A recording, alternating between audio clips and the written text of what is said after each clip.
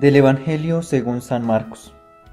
Se acercaron a él Santiago y Juan, los hijos de Zebedeo, y le dijeron: Maestro, queremos que nos conceda lo que vamos a pedirte. Él respondió: ¿Qué queréis que os conceda? Ellos le dijeron: Concédenos que nos sentemos en tu gloria, uno a tu derecha y otro a tu izquierda. Jesús les dijo: No sabéis lo que pedís. ¿Podéis beber la copa que yo voy a beber, o ser bautizados con el bautismo que yo voy a ser bautizado? Ellos respondieron: Sí podemos. Jesús añadió: Desde luego bebéis la copa que yo voy a beber, y también seréis bautizados con el bautismo con que yo voy a ser bautizado. Pero eso de sentarse a mi derecha o a mi izquierda no está en mis manos concederlo, será para quienes así esté dispuesto. Al oír esto, los otros 10 empezaron a indignarse contra Santiago y Juan. Jesús los llamó y les dijo: ¿Sabéis que los que son tenidos como jefes de las naciones las dominan como señores absolutos, y sus grandes las oprimen con su poder? Pero no ha de ser así entre vosotros, pues el que quiera llegar a ser grande entre vosotros, que sea vuestro servidor, y el que quiera ser el primero entre vosotros, que sea esclavo de todos. Que tampoco el Hijo del Hombre ha venido a ser servido, sino a servir y a dar la vida como rescate por muchos. Nuevamente con ustedes, los que nos siguen a través del canal de YouTube del Seminario Mayor San José de Zipaquirá, para esta reflexión en torno a la palabra de Dios para el domingo número 29 del tiempo ordinario, ciclo B. La contemplación de Cristo Jesús como siervo de Dios, podemos decir que es la figura bíblica que en este día se propone ante nuestra consideración. La primera lectura, un extracto de 2 versículos pertenecientes al clásico Cántico del Siervo de Yahvé, que podemos leer en Isaías capítulo 52, versículo 13, hasta el capítulo 53, versículo 12. En ella se nos presenta al siervo sufriente, quien después de sufrir verá la luz. Este siervo, en la interpretación cristiana del cuarto cántico del siervo, ha sido interpretado con clara referencia a Jesús, quien muriendo en la cruz por causa de nuestros pecados, nos ha dado el don de una vida nueva, el don de la justificación y de la reconciliación con Dios, con el prójimo y con la naturaleza creada. Nuestro siervo sufriente también es presentado como gran sumo sacerdote en la segunda lectura, tomada de la carta a los Hebreos. Él no solo vivió en medio de nosotros, sino que ha sido glorificado junto al Padre. Sin embargo, su servicio como siervo por excelencia es una gracia sobrenatural para los discípulos. En efecto, leemos en Hebreos 4:15, pues no tenemos un sumo sacerdote que no pueda compadecerse de nuestras flaquezas, ya que ha sido probado en todo como nosotros, menos en el pecado. Es decir, Cristo, al hacerse prójimo de la humanidad pecadora, se ha convertido en el modelo acabado del siervo de las cosas de Dios para nuestro beneficio.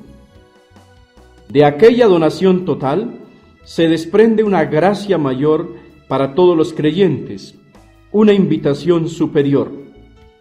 Acerquémonos, por lo tanto, confiadamente al trono de la gracia, que es Cristo, nuestro siervo y Salvador. Esto que hemos dicho lo encontramos muy bien reflejado y realizado en el texto del Evangelio, en Marcos 10, 35 hasta 45, cuyo texto paralelo, casi igual, lo podemos leer en Mateo capítulo 20, versículos 20 a 28. En el texto de Marcos se nos presenta a Jesús como el Hijo del Hombre, que no ha venido a ser servido, sino a servir y a dar su vida en rescate por muchos, lo cual no solo constituye la síntesis de la enseñanza de hoy en la palabra de Dios, sino también un característico programa de vida discipular propuesto por Jesús a los 12 y a todos los que luchamos para vivir el discipulado misionero. Este programa está caracterizado por la humildad y la simplicidad de vida, tal como leemos en Marcos 10, 43, 44.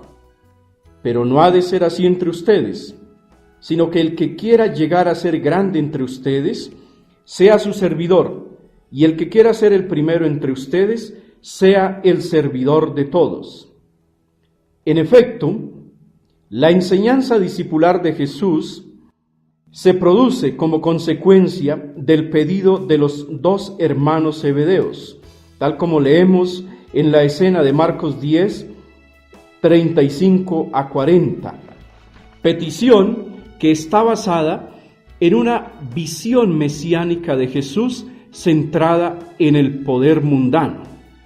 Pero también es la respuesta del Señor Jesús ante los celos y la envidia que por causa del pedido de Santiago y de Juan se despertaron en los otros 10.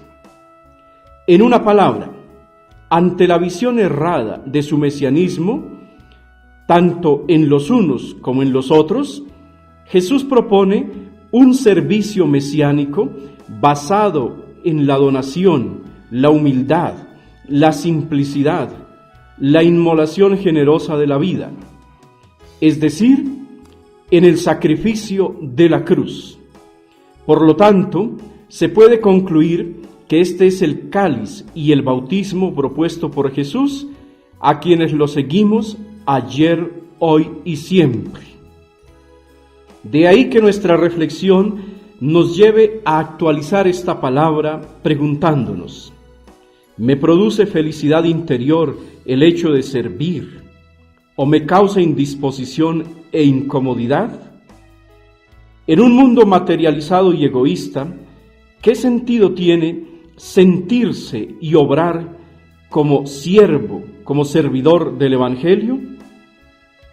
¿Qué me lleva a reflexionar en mi comportamiento cotidiano la afirmación de Jesús? El que quiera llegar a ser grande entre ustedes, sea su servidor, y el que quiera ser el primero entre ustedes, sea siervo de todos. Dejemos resonar estas preguntas en el fondo de nuestros corazones y desde allí respondamos con sinceridad al Señor que nos interroga. Concluyamos una vez más nuestra reflexión orando al Dios de la vida, pidiendo de manera especial la luz del Espíritu Santo que nos guía, que nos santifica y que nos da la sabiduría del día a día en nuestro existir. Cuando las luces parecen apagarse en el camino de la vida, ven Espíritu Santo y camina a nuestro lado. Cuando el cansancio interior y el desespero nos invade, ven Espíritu Santo y danos el dulce descanso espiritual que tanto necesitamos. Cuando los afanes cotidianos y el exceso de trabajo nos agobia, ven Espíritu Santo y ayúdanos a discernir lo importante de lo pasajero. Cuando las palabras hirientes resuenan cerca de nuestros oídos o incluso nos tocan personalmente, ven Espíritu Santo y recuérdanos que solo perdonando estamos edificando el reino que tú quieres. Cuando la sed interior nos hace sentirnos vacíos de sentido y deseosos de las cosas superiores, ven Espíritu Santo y acompáñanos en cada encuentro con la palabra, porque ella nos alimenta y nos mantiene con la mirada fija en Dios. Amén.